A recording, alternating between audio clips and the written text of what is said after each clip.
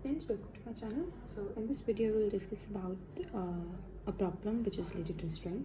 So the problem is we have provided a string which is, let's say, ABC, and we are supposed to print all the permutations of the string. So this is a very generic scenario we're considering. We are like not will not be bothered about the duplicate ones, duplicate characters in the string. So maybe we'll cover that kind of question in next video, but this will be just printing the various permutations. So let's say you have ABC, then we have to print ABC, ACB, BAC, CAB, and then like all other permutations which are possible.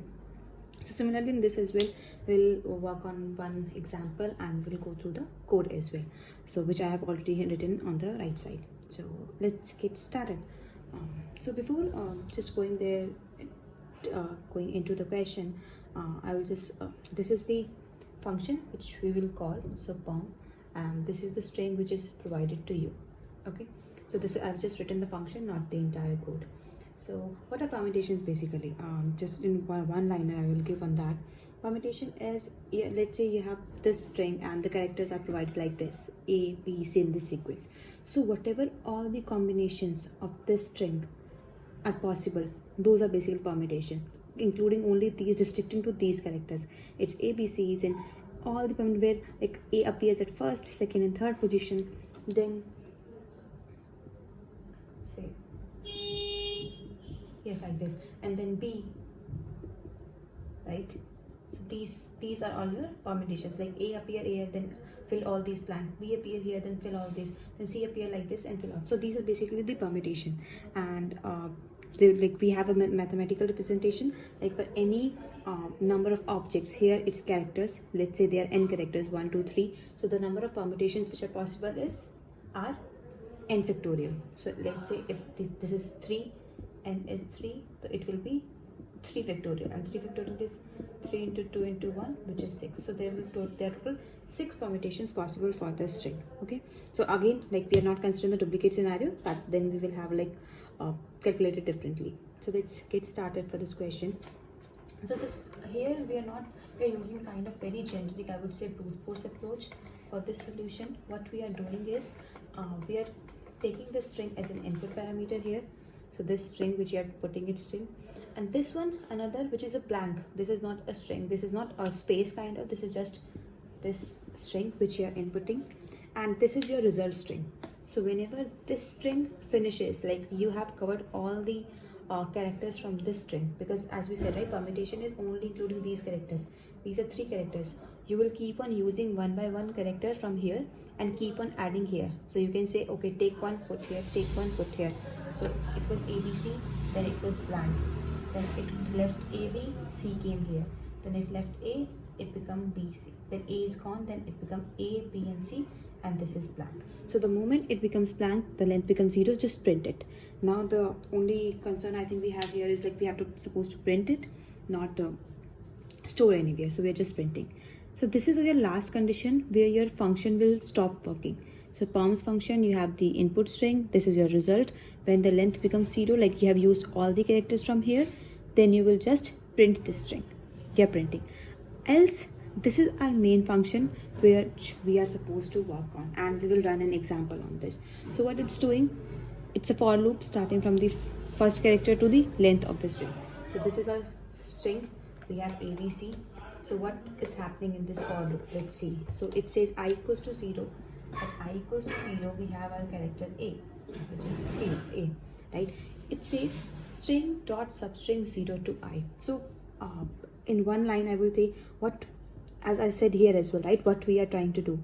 We're trying to take character one by one and put here, right? From the here we take one character, we put here, and then we try that we finish this, we make this empty, and we fill this one with all the characters.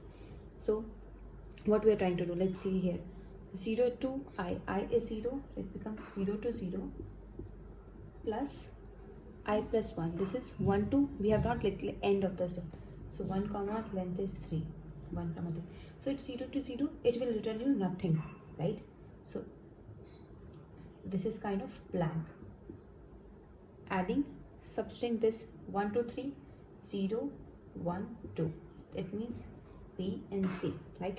So now your new substring becomes first character 0 to 1 is gone, so it becomes B and C. Now if you come here in the perm, where this is the recursion which is happening, you're again calling the same function perms.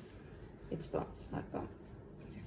So then again the function perms you're calling here, and you're passing this string. Now you see, initially when it came it was ABC, but now it's B and C.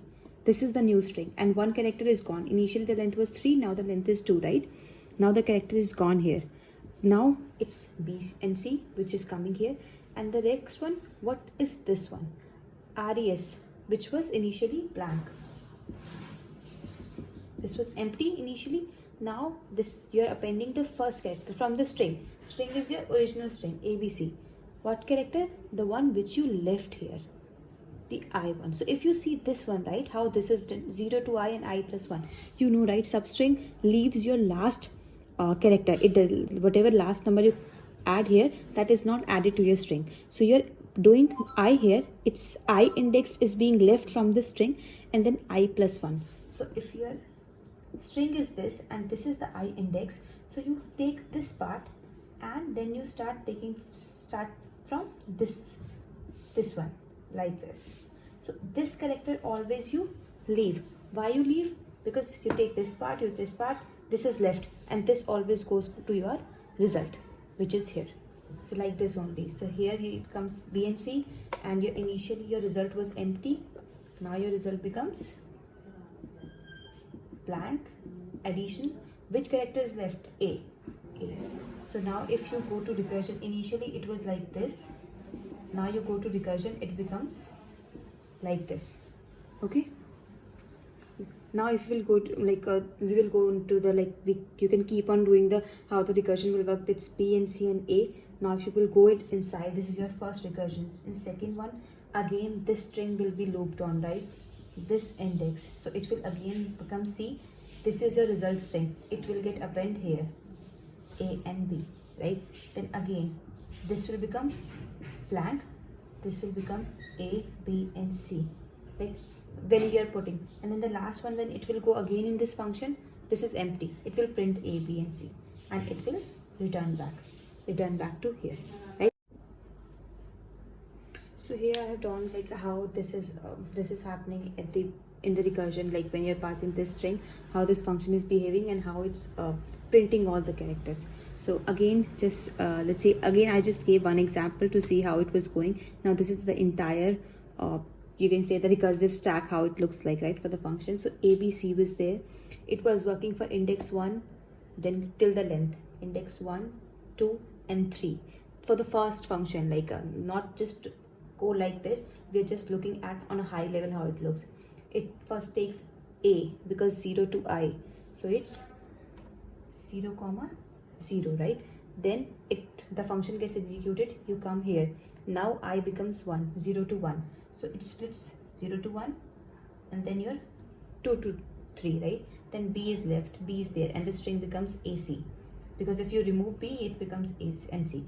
Now the third character is your I0, I1, I2. When I becomes 2, then 0, 2.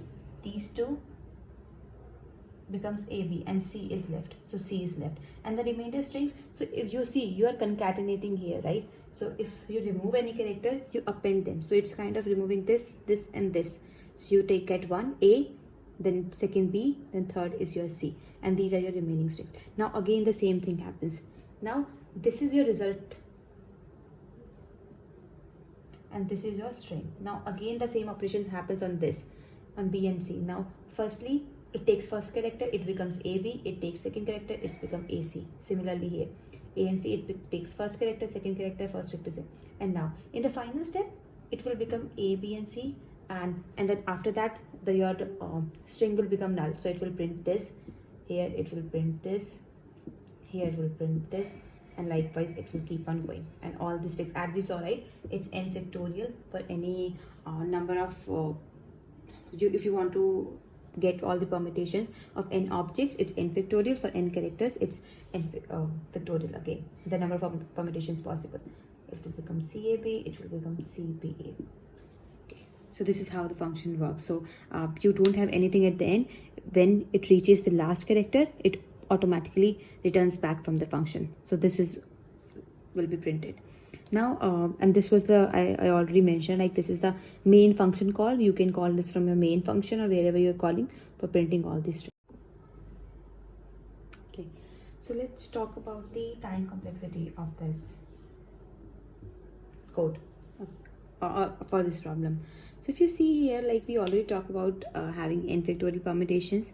So we know, right, if you're inputting this string, then these many strings you want to print, right? So if you want to print these many, then the function should run at least this number of time, right? So it automatically becomes, this has to be there, right? N factorial, because these many strings you have to print.